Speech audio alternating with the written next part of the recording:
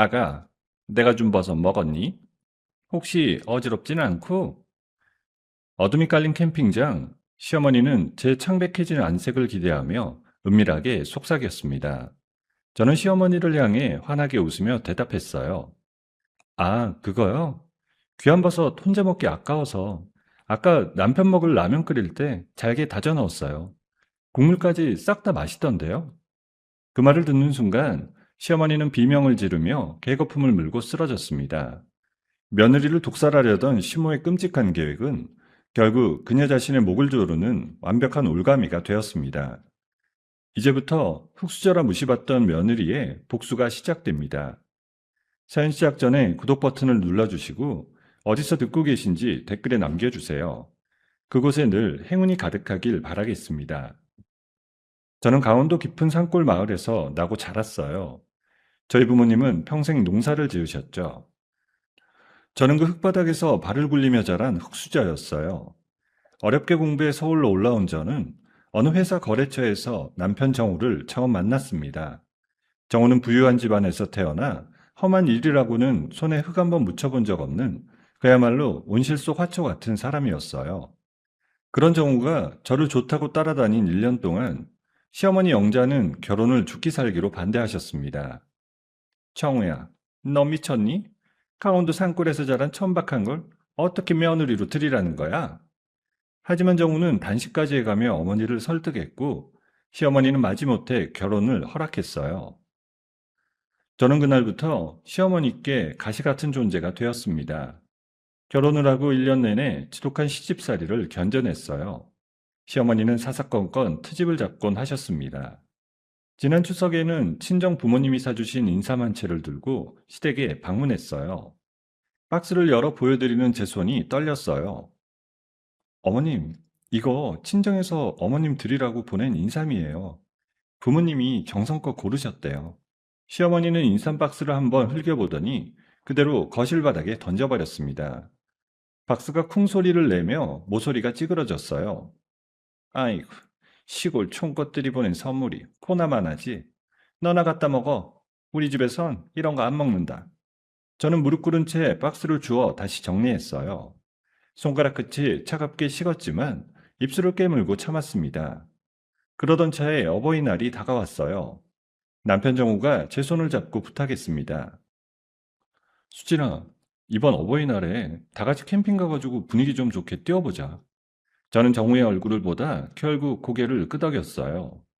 캠핑장에 도착한 5월의 산자락은 햇살이 부드러웠습니다. 저는 텐트 못을 박으며 등에 흐르는 땀을 훔쳤어요. 어머니는 캠핑 의자에 앉아 또 어디론가 전화를 걸어 자기 아들의 새 중매딸이 이야기를 큰 소리로 떠들었습니다. 일부러 저 들으라고 하시는 말씀이셨죠. 짐 정리가 끝나갈 무렵 시어머니가 은밀하게 저를 불러내셨어요. 수진아, 잠깐 이리 와봐라. 줄 게 있어. 저는 행주에 손을 닦으며 따라 나섰습니다.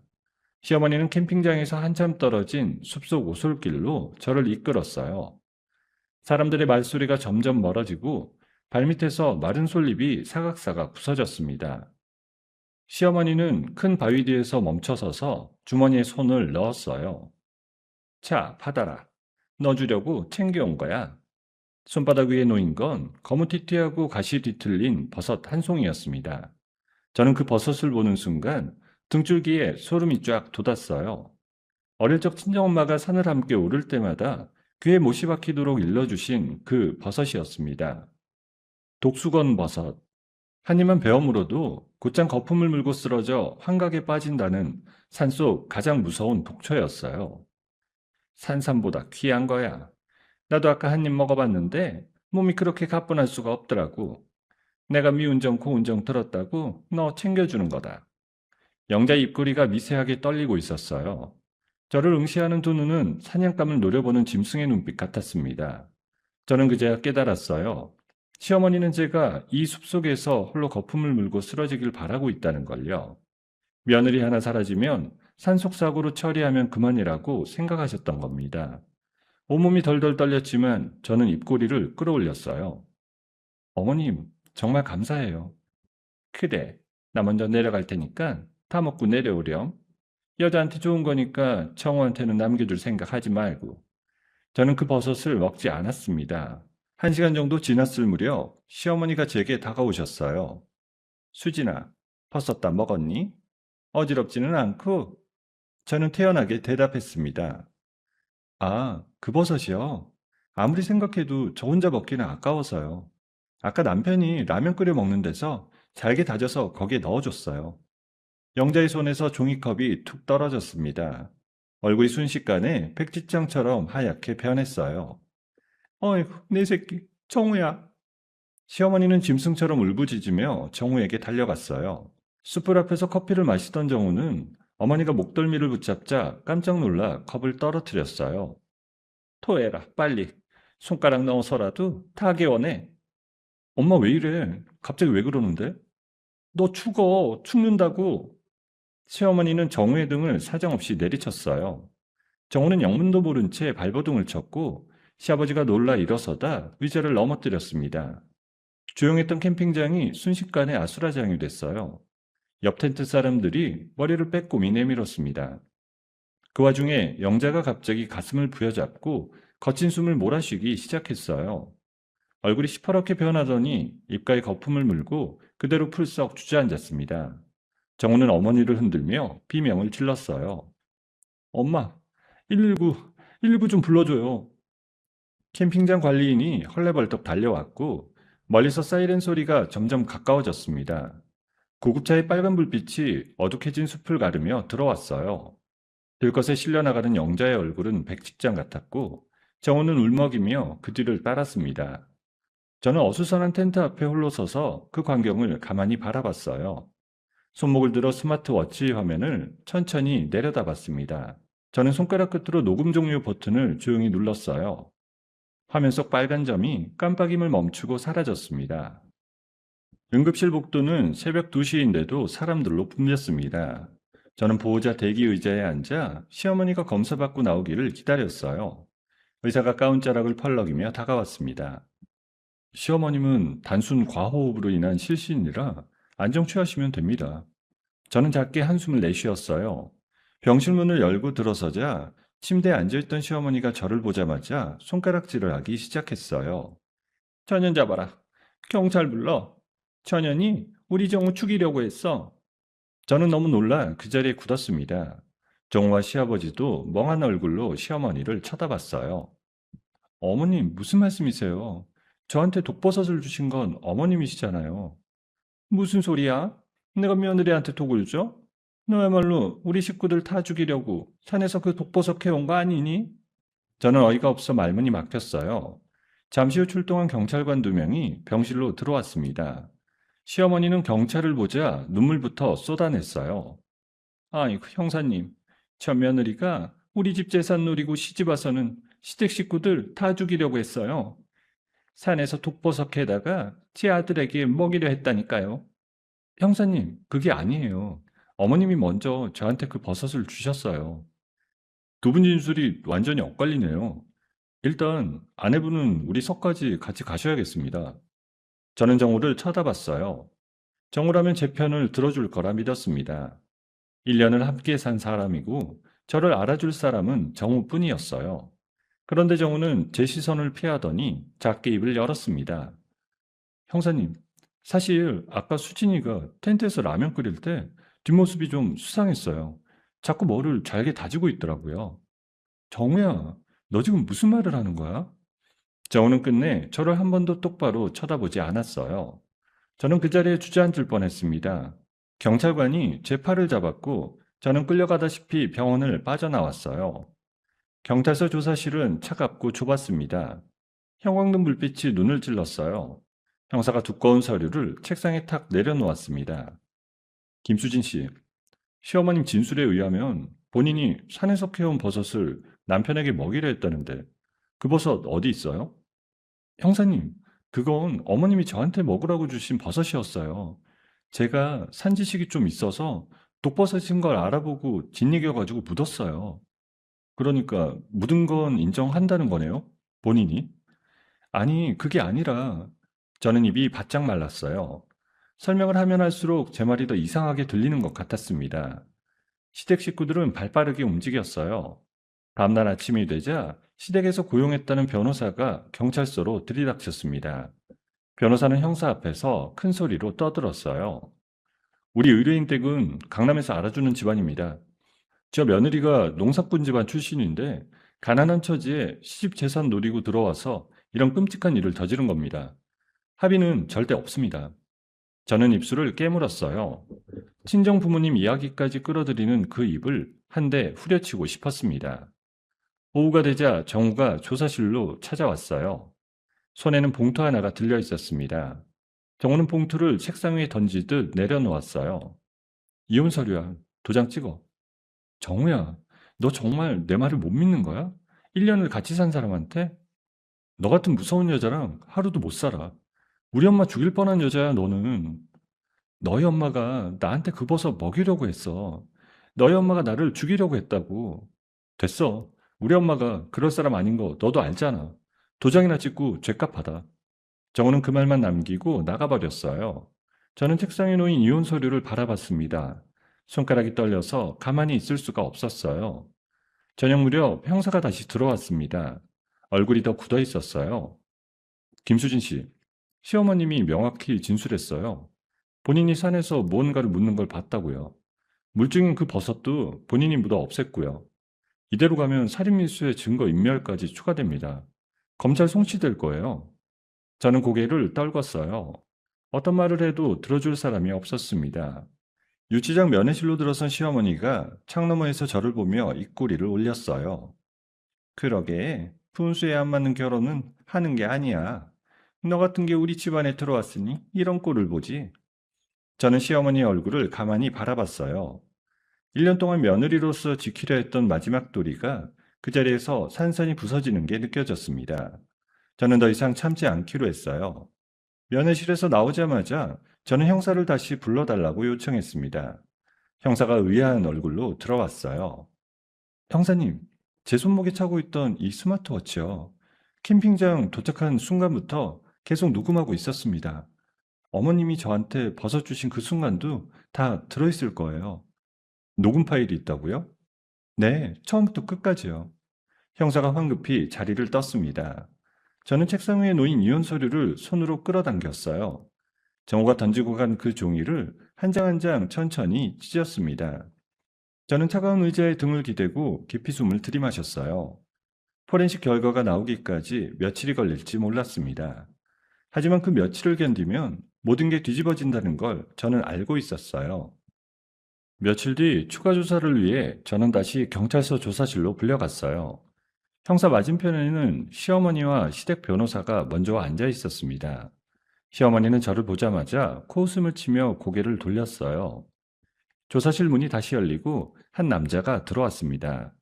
캠핑장 관리인이었어요. 저는 어리둥절한 눈으로 형사를 바라봤습니다. 캠핑장 관리인이 그날 본 게 있다고 자진해서 진술하러 왔습니다. 관리인은 자리에 앉으며 헛기침을 했어요. 시어머니가 살짝 고개짓을 하자 관리인이 입을 열었습니다. 제가 그날 저녁에 순찰을 돌고 있었는데요. 저쪽 며느리분이 숲속에서 혼자 뭔가를 나무에서 따는 걸 봤습니다. 좀 이상해서 눈여겨봤죠. 손에 버섯 같은 게 들려 있었던 것 같고요. 저는 너무 어이가 없어 헛웃음이 나왔어요. 무슨 소리예요? 저 그때 어머님하고 둘이만 거기 있었어요. 아저씨가 그걸 어떻게 봐요? 제가 그날 거기 순찰 돌았다니까요. 저는 분명히 봤어요. 시어머니가 만족스러운 듯 입꼬리를 올렸어요. 변호사도 서류를 펼치며 형사 쪽으로 몸을 기울였습니다. 형사님, 보세요. 제3자 목격자까지 나왔습니다. 이래도 제 며느리 말을 믿을 수 있겠습니까? 형사가 펜을 책상에 톡톡 두드리며 고개를 끄덕였어요. 형사는 자리에서 일어나 제 쪽으로 천천히 다가왔습니다. 허리춤에서 수갑이 짤랑거렸어요. 김수진 씨, 일단 긴급 체포하겠습니다. 일어서세요. 저는 손목을 책상 위에 올렸어요. 입술이 바짝 말랐지만 표정은 차분히 유지했습니다. 바로 그때 조사실 문이 벌컥 열렸어요. 젊은 수사관 한 명이 봉투를 들고 헐레벌떡 뛰어들어왔습니다. 형사님, 국과수에서 방금 막 도착했습니다. 그 녹음 파일이요. 형사의 손이 멈췄어요. 시어머니의 표정이 살짝 굳었습니다. 변호사가 끼어들었어요. 형사님, 그런 출처 불분명한 자료를 이 자리에서 듣는 건 좀 곤란하지 않겠습니까? 정식 절차 거쳐서 들어온 증거입니다. 다 같이 들어보시죠. 형사가 컴퓨터에 USB를 꽂고 재생 버튼을 눌렀어요. 조사실에 잠시 침묵이 흐르더니 그 안에 익숙한 목소리가 뚜렷하게 흘러나왔습니다. 산삼보다 귀한 거다. 나도 아까 한 입 먹어봤는데 몸이 그렇게 가뿐할 수가 없더라고. 내가 미운정 고운정 다 들어서 너 챙겨주는 거야. 그래. 나 먼저 내려갈 테니까 다 먹고 내려오렴. 여자한테 좋은 거니까 정우한테 넘겨줄 생각 하지 말고. 시어머니 얼굴이 흑빛으로 변해갔습니다.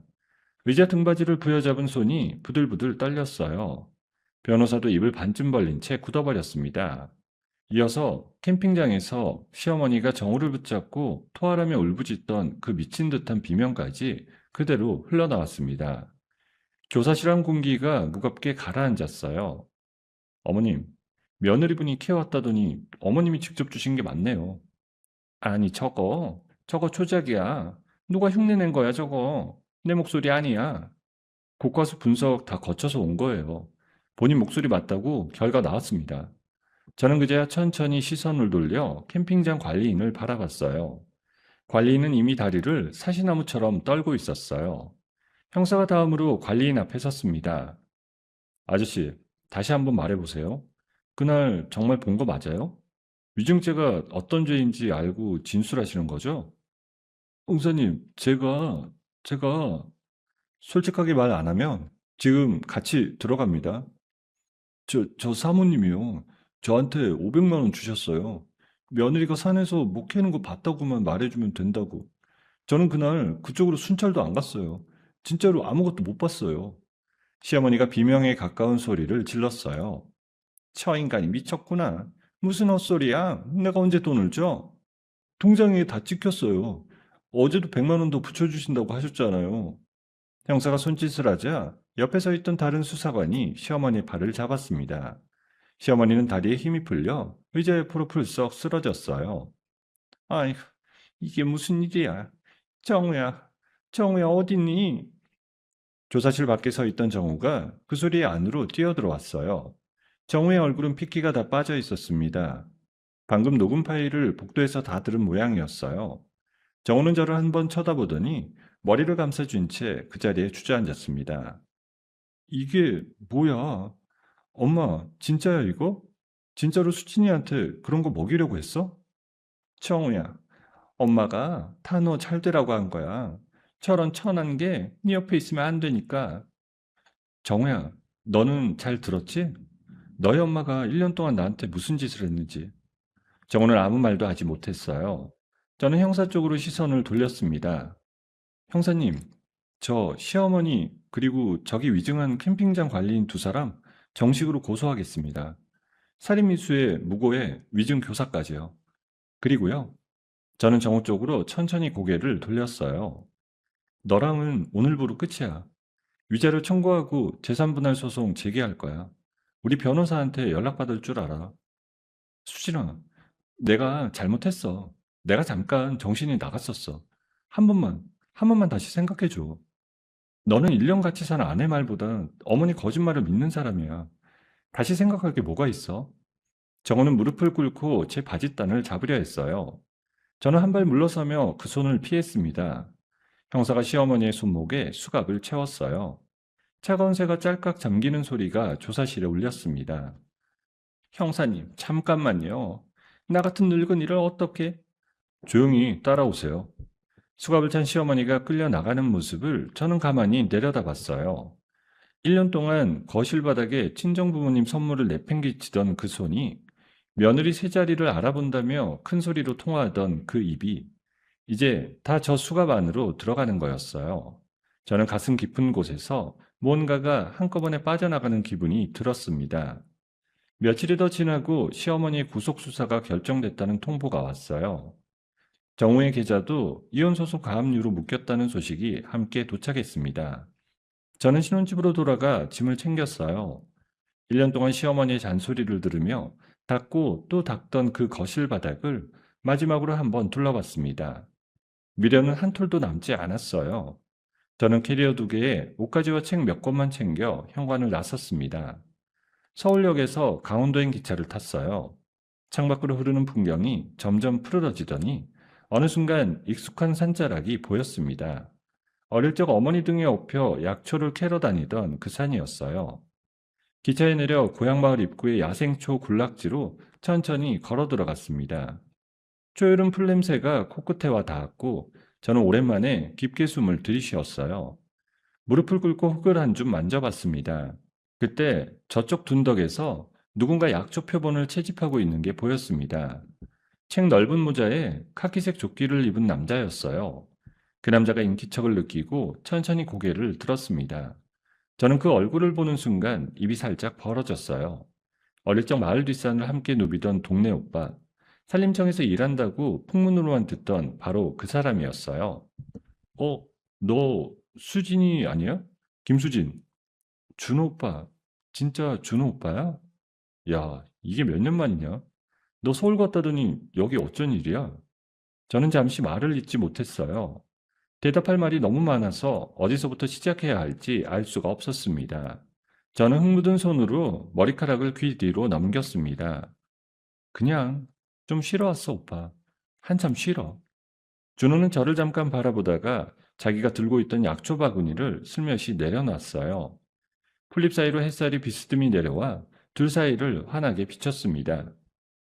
준호 오빠 다시 만난 그날 이후 저는 자주 오빠의 연구실을 드나들었어요. 연구실은 산자락 끝 작은 단층 건물이었습니다. 창문을 열면 풀냄새가 곧장 책상까지 들이쳤어요. 저는 어릴 적 친정 엄마에게 배운 약초 이야기를 오빠에게 풀어놓았습니다. 이건 우리 동네에선 산정목이라고 불러. 잎을 그늘에 말려야 약효가 살아. 야, 너 이거 책에도 잘 안 나오는 거잖아. 누가 가르쳐줬어? 우리 엄마. 산에서 키운 딸이잖아, 내가. 준호는 제 이야기를 들으며 노트에 빼곡히 받아 적었어요. 그러던 어느 날 오빠가 차를 한 잔 내려놓으며 저를 마주 앉혔습니다. 수진아, 너 나랑 사업 하나 해보지 않을래? 사업? 응. 화학 첨가물 하나 안 들어가는 진짜 야생 약초로 만든 건강식품. 너처럼 산을 아는 사람이랑 나처럼 성분 분석하는 사람이 같이 붙어야 제대로 만들 수 있어. 저는 잠깐 차를 내려다봤습니다. 이혼 소송에서 받은 위자료가 통장에 그대로 잠들어 있었어요.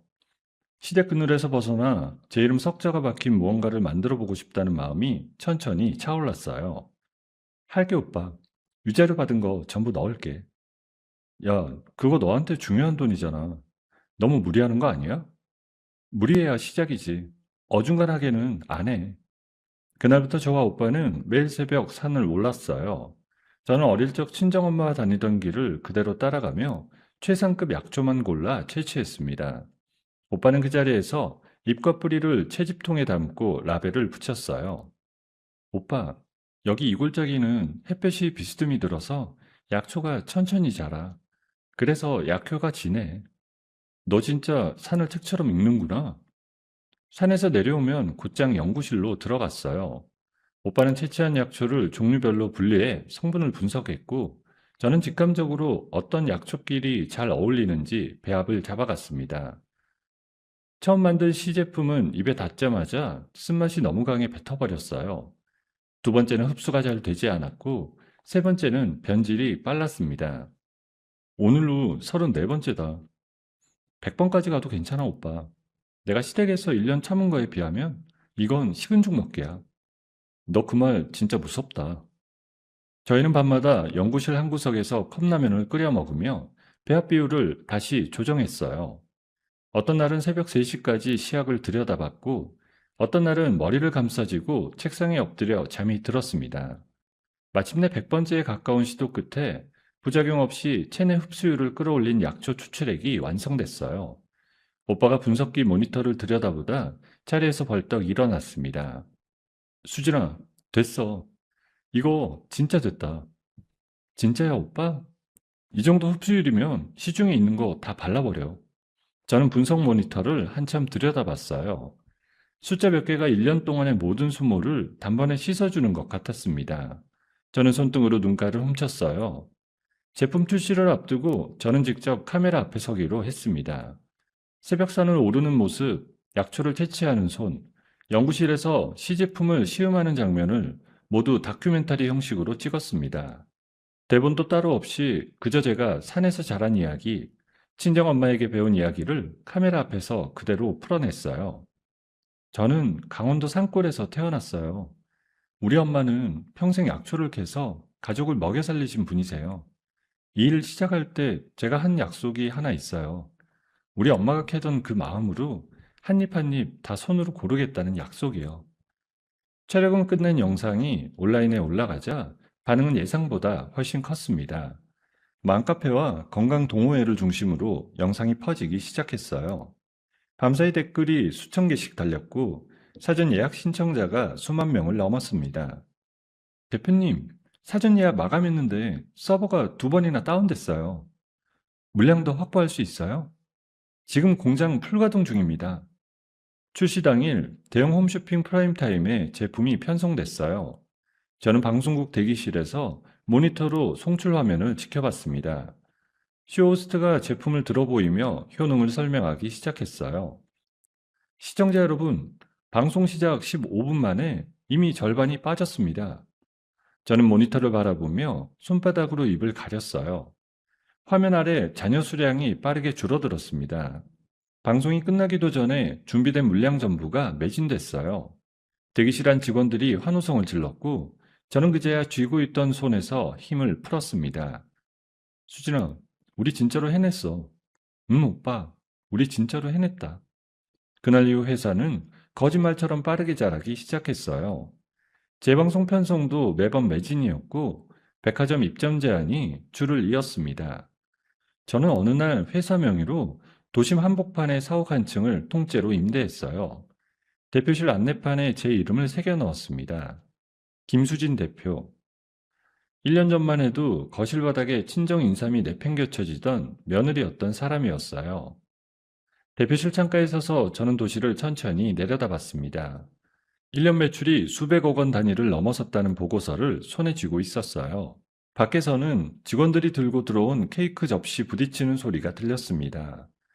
저는 창문에 비친 제 모습을 가만히 들여다봤어요. 화장기 없이 산에 오르던 그 며느리는 더 이상 거기 없었습니다. 잘 다려진 정장 차림에 어깨를 곧게 편 한 사람이 거기 서 있었어요. 저는 친정으로 전화를 걸었습니다.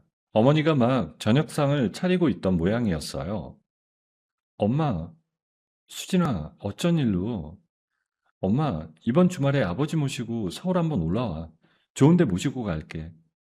수진아, 너 무슨 일 있는 거 아니지? 좋은 일이야, 엄마. 진짜 좋은 일. 전화를 끊고 저는 대표실 의자에 깊게 등을 기댔어요. 창밖 도시의 불빛이 하나둘 켜지고 있었습니다. 저는 처음으로 제 손으로 켠 불빛 하나를 바라보는 기분이었어요. 회사를 차린 지 어느덧 2년이 지났습니다. 저희 브랜드는 국내 시장을 다 잡고 일본과 중국, 동남아 시장까지 발을 뻗었습니다. 공항 면세점 매대에 저희 제품이 가지런히 놓일 때마다 저는 그 앞을 한참 서성였어요. 업계 1위라는 타이틀이 붙고 연말에는 올해의 여성 기업인상까지 받았습니다. 시상식 무대에 올라 트로피를 받아든 저는 잠시 마이크 앞에서 숨을 골랐어요. 저는 강원도 산골에서 흙 묻은 손으로 자랐습니다. 그 손이 부끄럽다는 말을 참 많이 들었어요. 오늘 이 자리에 와보니 그 손이 저를 여기까지 데려왔더라고요. 객석에서 박수 소리가 길게 이어졌습니다.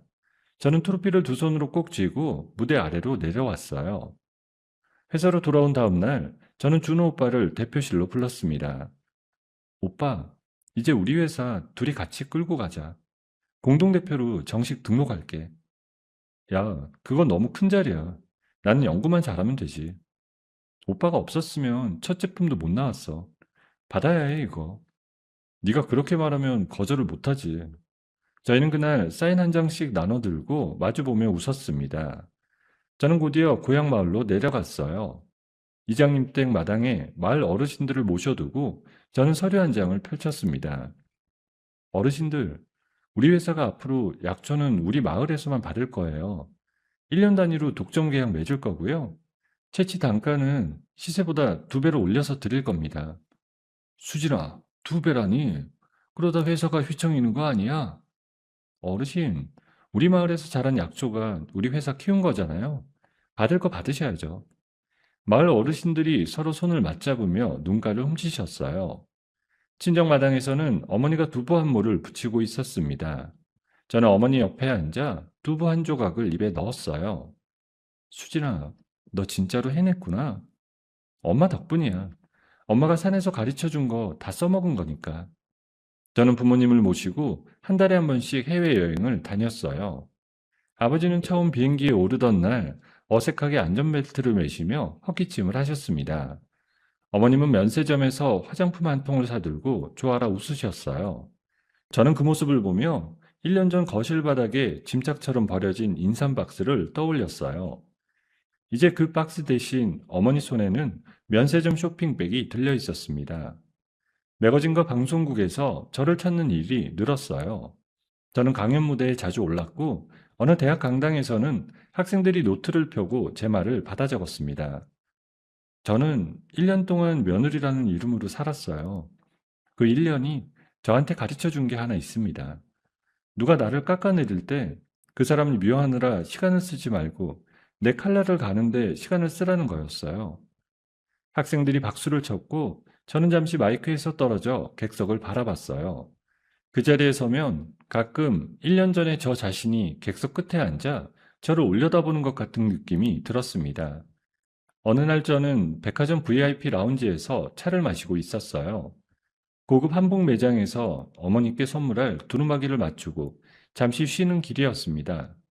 유리창 너머 명품관 통로에 어딘가 익숙한 뒷모습 하나가 어슬렁거리고 있었어요. 헝클어진 머리에 꾸깃꾸깃한 양복 차림이었습니다. 저는 찻잔을 내려놓고 그 사람을 가만히 들여다봤어요. 정우였습니다.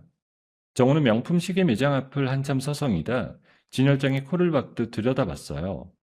직원이 다가오자 화들짝 놀라 자리를 피했습니다. 얼마 전까지 강남 한복판에서 어깨에 힘을 주고 다니던 사람의 모습이라곤 도무지 보이지 않았어요. 대표님, 저분 혹시 알아요. 그냥 두세요. 우리 갈 길 갑시다. 저는 그대로 자리에서 일어나 라운지를 빠져나왔어요. 정우는 끝내 저를 알아보지 못했습니다. 저도 그 사람을 길가의 돌멩이를 보듯 무심히 지나쳤어요. 1년 전이라면 그 자리에서 다리에 힘이 풀렸을 사람이 저였습니다. 지금의 저는 단 한 박자도 흐트러지지 않았어요. 며칠 뒤 회사 복도에서 저는 인사팀장에게 봉투 하나를 건네받았습니다. 대표님, 이게 좀 이상한 풍문인데요. 시어머님 쪽 소식이라서요. 말해보세요. 시댁에서 변호사 군단을 꾸렸다는데요. 정관 출신만 5명을 붙여서 재판을 한참 끌었답니다. 결국 며느리분이 실제로 독버섯을 드시지 않아서 치명적인 피해가 없었다는 논리로 집행유예가 떨어졌다고 해요. 집행유예요? 네. 대신 시댁 재산은 변호사 비용으로 거의 다 털어넣었다고 합니다. 시어머님은 지금 변두리 단칸방에 혼자 사신다고 들었고요. 저는 봉투를 책상 위에 내려놓았어요. 화도 안 나고 통쾌하지도 않았습니다. 그저 저 멀리서 들려오는 남의 동네 소문 같았어요. 저는 콧등을 살짝 찡그렸을 뿐 더는 그 이야기에 마음을 두지 않았습니다. 알았어요. 신경 안 쓸게요. 다음 회의 자료나 정리해 주세요. 저는 그 봉투를 그대로 서랍에 넣어버렸어요. 그날 저녁 회사 복지재단 설립 발표가 있었습니다. 저는 미혼모와 소외계층 여성들의 자립을 돕는 교육 프로그램을 신설했어요. 재단 이름을 무엇으로 할지 회의에서 한참 의견이 오갔어요. 새벽 이슬로 합시다. 우리 엄마가 새벽 이슬 맞으며 약속해서 저를 키우셨어요. 이름은 그렇게 짓고 싶습니다. 좋습니다, 대표님. 회사 창립 기념일 파티가 열린 그날 저녁, 사옥 1층 로비에는 임직원들이 가득 모였어요.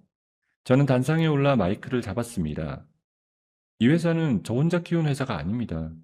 새벽에 산에 같이 오른 사람들, 라벨을 한 장 한 장 붙여준 사람들, 그리고 우리 마을 어르신들, 다 같이 만든 회사예요.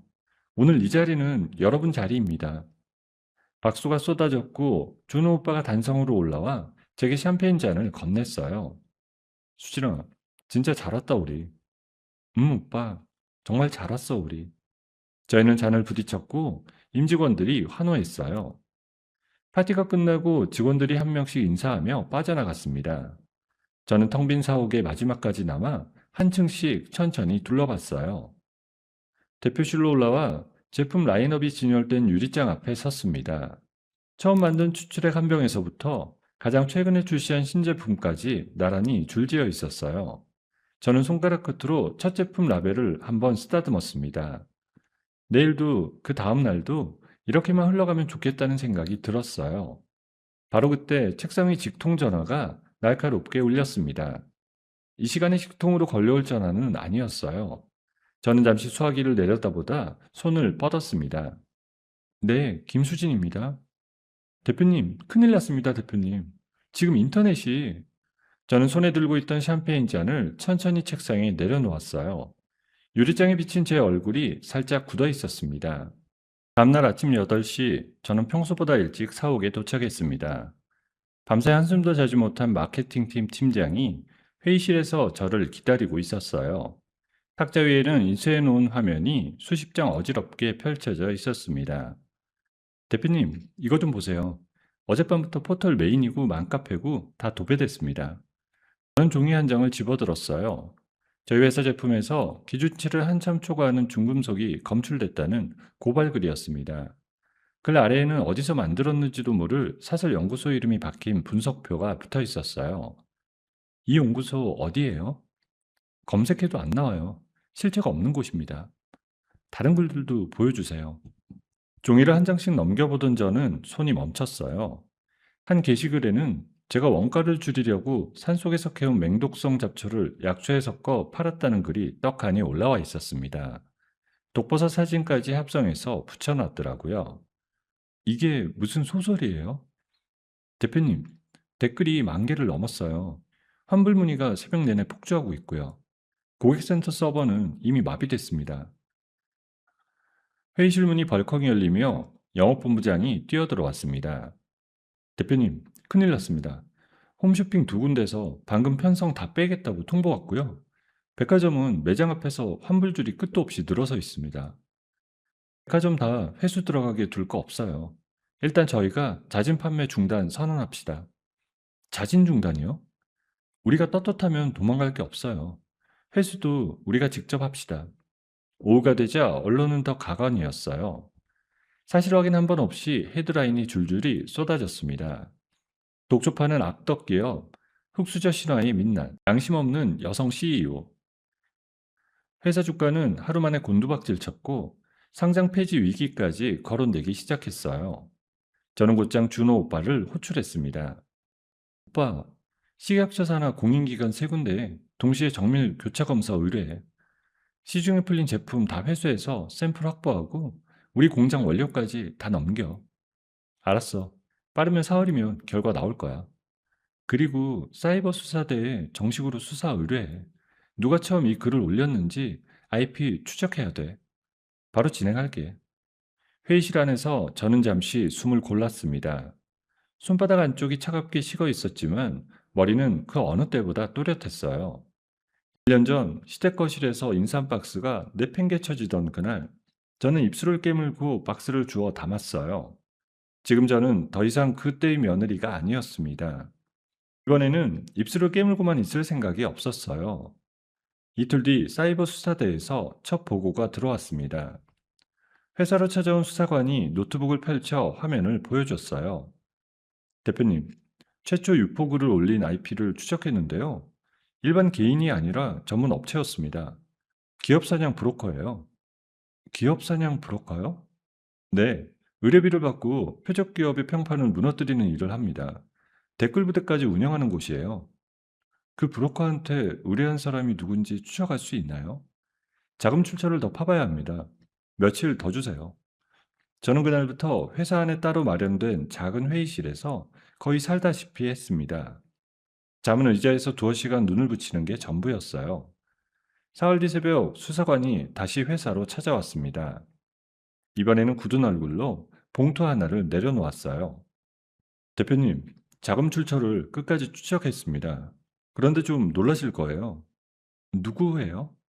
한영자 씨입니다. 대표님 전 시어머니요. 저는 잠시 숨이 멎는 것 같았어요.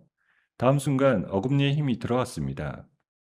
한영자 씨가 사채까지 끌어다 브로커 계약금을 부었어요.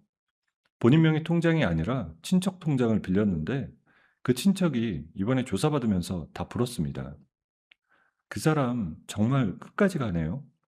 집행유예 기간 중인데 또 이런 짓을 한 거라 잡히면 바로 실형입니다. 영장 청구해도 되는 상황이에요. 저는 잠시 천장을 올려다봤어요. 머리가 천천히 차갑게 식어가는 게 느껴졌습니다. 이 일을 단순히 영장 한 장으로 끝내고 싶지 않았어요. 그 사람이 1년 전 숲속에서 저한테 독버섯을 건넸던 그 미소가, 그 거실에서 친정 부모님 선물을 짐짝처럼 던지던 그 손을, 이번에는 그 사람 본인 입으로 다 토해내게 만들고 싶었습니다. 수사관님, 영장은 잠시만 보류해 주세요. 제가 직접 마무리할 일이 있어요. 직접이요? 협조해 주세요. 손해보실 일 없게 해드릴게요. 저는 곧장 홍보팀장을 불렀어요. 오늘부터 모든 언론 취재 일절 거부하세요. 인터뷰도 없고 해명 자료도 안 냅니다. 회사 SNS도 다 잠가요. 대표님, 이 와중에 침묵하시면 여론이 더 나빠집니다. 일부러 그러는 거예요.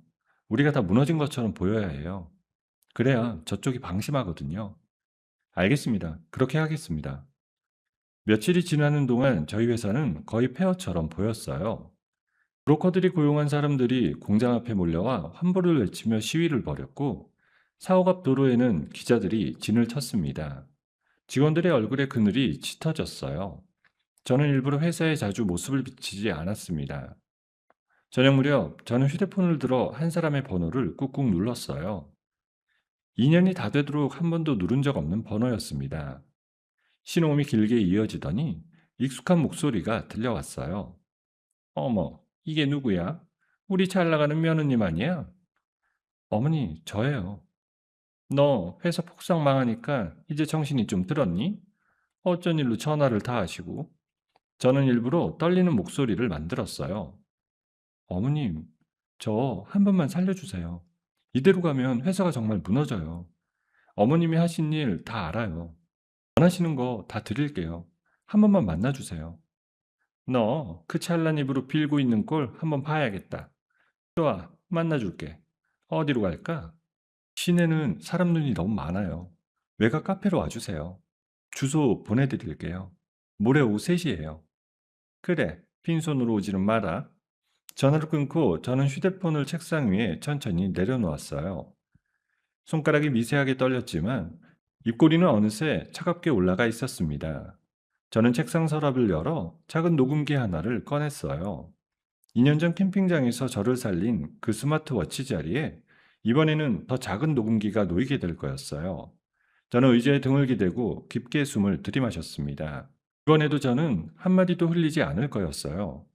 그 사람이 자기 입으로 다 자백하도록.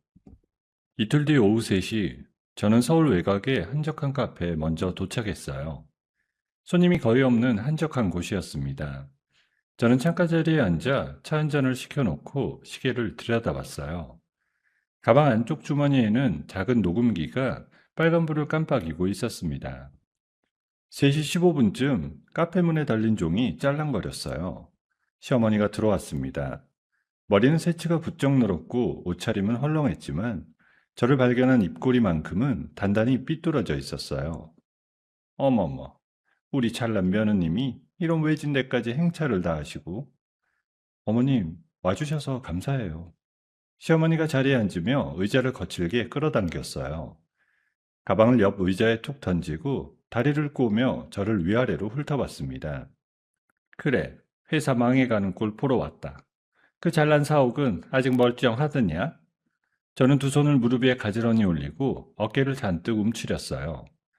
얼굴을 두 손으로 감싸주며 한껏 무너진 표정을 만들었습니다. 어머님, 제가 잘못했어요. 그날 캠핑장에서 어머님 의도를 너무 크게 받아들였어요. 어머님이 그렇게까지 하실 분은 아니었는데요. 에휴, 이제야 좀 사람 같은 소리를 하네. 어머님이 원하시는 거 다 드릴게요. 위자료 받은 거 그대로 다 돌려드릴게요. 회사 지분도 일부 넘길게요. 그러니까 제발 그 글을 좀 내려주세요. 브로커들도 철수시켜 주시고요. 너 진짜 다 망했나 보다. 그 도도하던 며느리가 이 늙은이한테 비는 꼴이라니. 저는 손가락 사이로 시어머니를 살짝 올려다봤어요. 시어머니의 얼굴은 승자의 만족감으로 잔뜩 부풀어 있었습니다. 바로 그게 제가 원한 표정이었어요. 시어머니는 입을 열기 시작했고, 한번 열린 입은 멈출 줄을 몰랐습니다. 너 그거 아니? 그걸 처음에 올린 데가 어딘 줄 알아? 내가 직접 알아본 데야. 강남에서 알아주는 브로커들이라고. 돈 좀 쓰니까 일이 그렇게 깔끔하더라. 어머님, 정말 어머님이 직접 의뢰하신 거예요? 그래, 내가 했다, 왜? 너 같은 게 분수도 모르고 회사 차리고 강연 다니고 사장님 소리 듣는 꼴을 어떻게 봐? 내 집 망하게 한 년이 떵떵거리고 사는 꼴을 누가 두고 보겠어? 그래도 그 분석표는 어떻게 만드신 거예요? 우리 제품에서 중금속 같은 거 절대 안 나오는데. 그게 다 돈이지.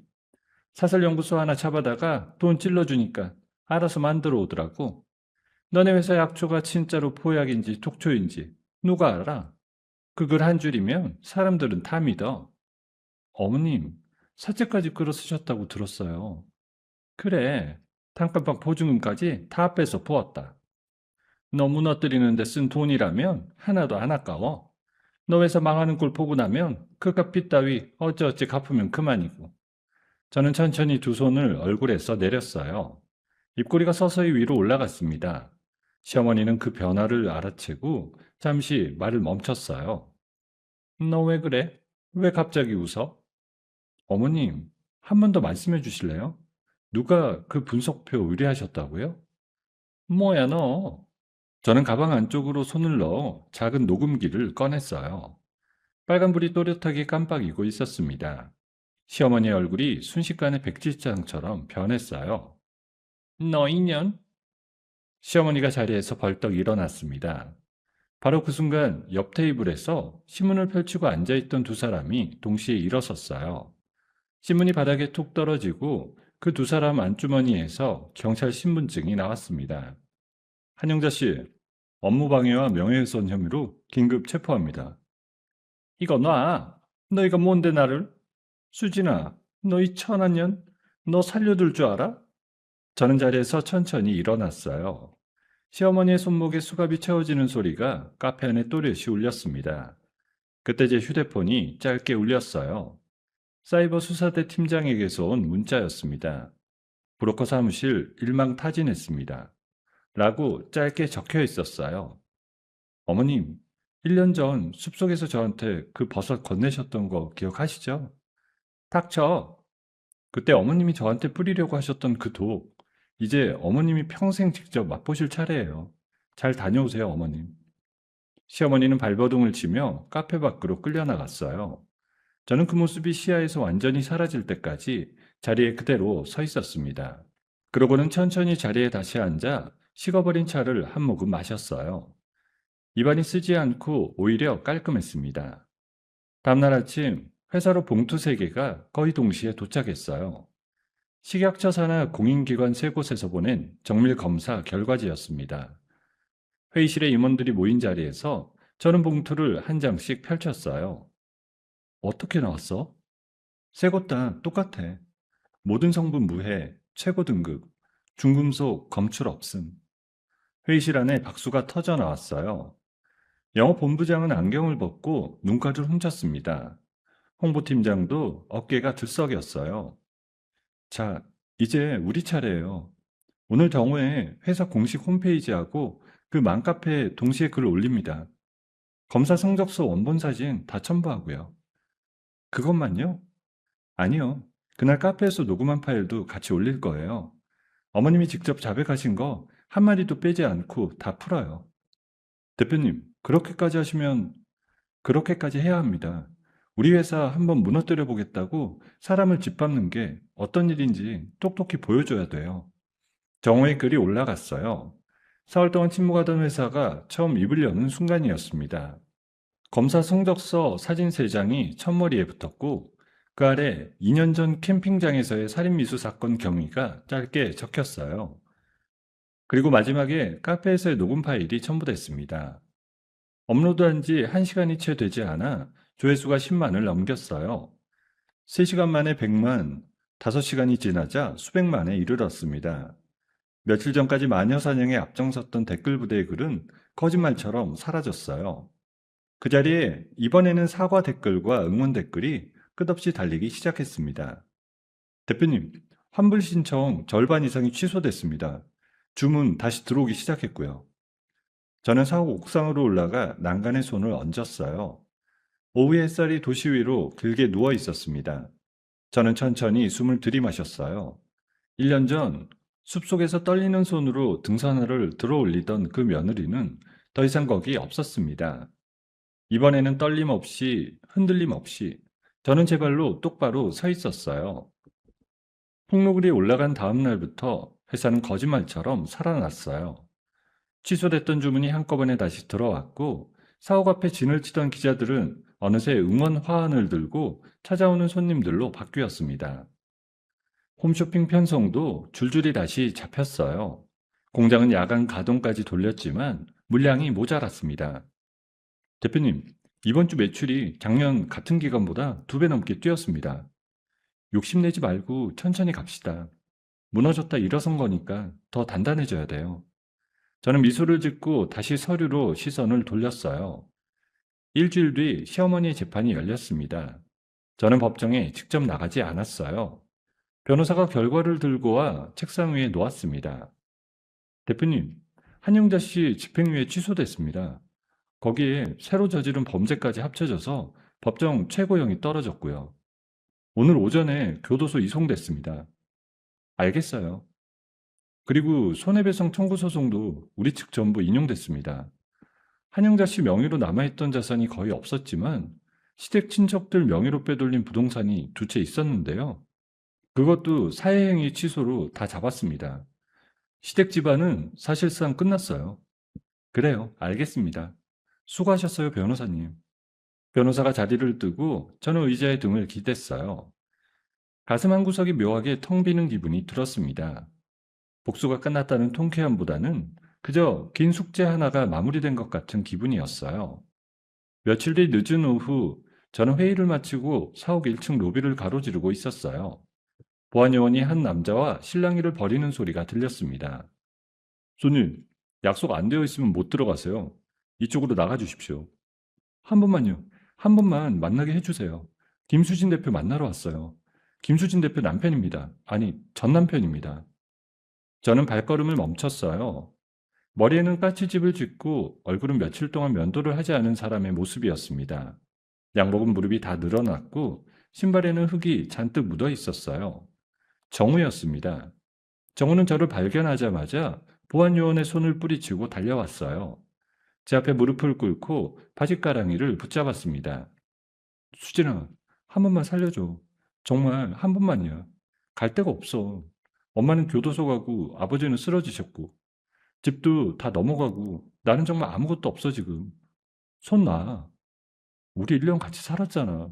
그때 좋았던 기억도 있잖아. 한 번만. 정말 한 번만. 손 놓으라고. 저는 발을 천천히 빼서 정우의 손에서 바지를 걷었어요. 정우는 그 자리에 무너지듯 주저앉았습니다. 이분 정중히 모시고 나가주세요. 알겠습니다, 대표님. 수진아, 수진아 한 번만. 내가 잘못했어. 진짜 잘못했어. 저는 종우 쪽으로 한 번 더 시선을 돌렸어요. 1년 전 경찰서 조사실에서 이혼 서류를 던지며 저를 살인 미수범으로 몰아세우던 그 얼굴이 떠올랐습니다. 그때 저를 한 번도 똑바로 쳐다보지 못하던 그 눈동자도요. 정우야, 그때 네가 나한테 했던 말이 뭐였는지 기억해? 너 같은 무서운 여자랑 하루도 더 못 산다고 했었지? 너희 엄마가 그럴 사람이 아닌 거 너도 알고 있지 않냐고 했고. 수진아, 나는 너희 엄마가 그럴 사람인 줄 1년 동안 매일 알았어. 그래도 너 하나 보고 참았고. 근데 너는 1년 같이 산 아내보다 거짓말하는 어머니를 믿었어. 그게 너야, 정우야. 그때는 내가 정신이 나갔었어. 정말 내가 잠깐 미쳤었어. 그래, 잠깐 미친 사람한테 평생을 맡길 수는 없잖아. 저는 그 말을 끝으로 발길을 돌렸어요. 정우가 보안요원에게 끌려나가는 소리가 등 뒤로 들려왔지만 저는 한 번도 뒤를 돌아보지 않았습니다.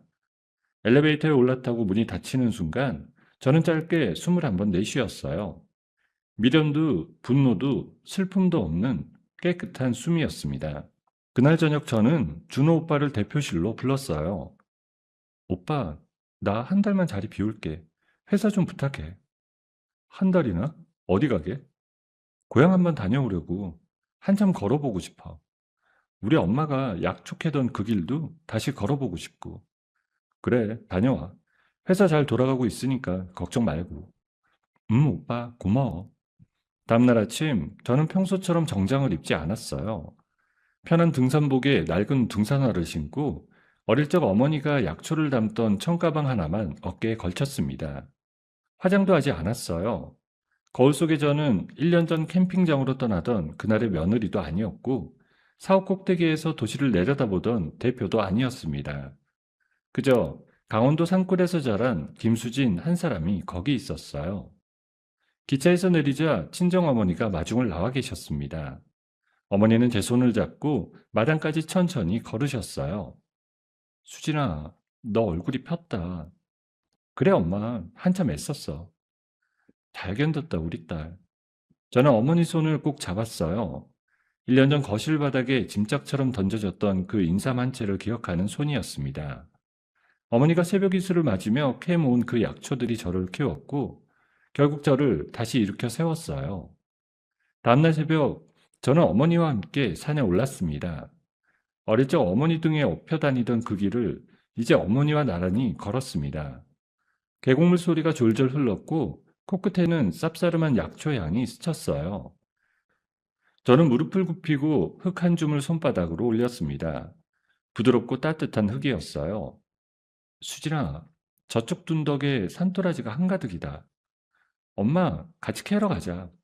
저희는 햇살이 비스듬히 들어오는 둔덕에서 토라지를 캤습니다. 1년 전 시어머니가 저를 끌고 들어가던 그 숲은 이제 어디에도 없었어요. 이 산은 저를 살린 산이었고 저를 다시 키운 산이었습니다. 저는 어머니 옆에 쪼그려 앉아 흙냄새를 깊이 들이마셨어요. 해가 능선에 걸릴 무렵 저는 산을 천천히 내려왔습니다. 저 멀리 마을이 평화롭게 펼쳐져 있었어요. 어깨에 맨 청가방 안에는 도라지 몇 뿌리와 어머니가 따주신 산나물 한 줌이 들어있었어요. 가방은 무겁지 않았지만 그 무게가 1년 전 시댁에서 들고 다니던 그 어떤 명품 가방보다 더 든든했습니다. 저는 능선을 따라 천천히 걸었어요. 바람이 등 뒤에서 부드럽게 밀어주듯 불어왔습니다. 가난한 흙수저 촌년이라 멸시 받던 1년 전의 김수지는 이제 어디에도 없었어요. 대신 단단한 흙에 두 발을 딛고선 한 사람이 거기 걷고 있었습니다. 저는 햇살을 마주보며 옅게 웃었어요. 이 산자락이 제 자리였고 이 흙냄새가 제 것이었어요. 오늘 하루는 그 사실 하나면 충분했습니다. 흙 묻은 손이 부끄럽다는 말을 평생 들었던 한 며느리가 결국 그 흙 묻은 손으로 자기 인생을 다시 일으켜 세웠습니다. 시어머니가 건넨 독버섯 하나가 김수진의 모든 것을 앗아갈 뻔했지만 김수진은 거기서 무너지는 대신 자기 발로 일어섰어요. 참아온 1년이 헛되지 않았고 묵묵히 견뎌온 시간이 결국 자기 자리를 만들어 주었습니다. 세상에는 사람을 짓밟으려는 발길들이 참 많습니다. 하지만 그 발길질에 무너지지 않고 단단히 두 발을 딛고 서면 언젠가는 그 자리가 자기 자리가 된다는 걸 김수진의 이야기가 잔잔히 말해주고 있습니다. 누군가의 며느리가 아닌, 누군가의 아내가 아닌, 그저 자기 이름 석자로 사는 삶이 얼마나 단단한지 함께 느껴보셨길 바랍니다. 여러분, 오늘의 이야기를 어디서 듣고 계신가요?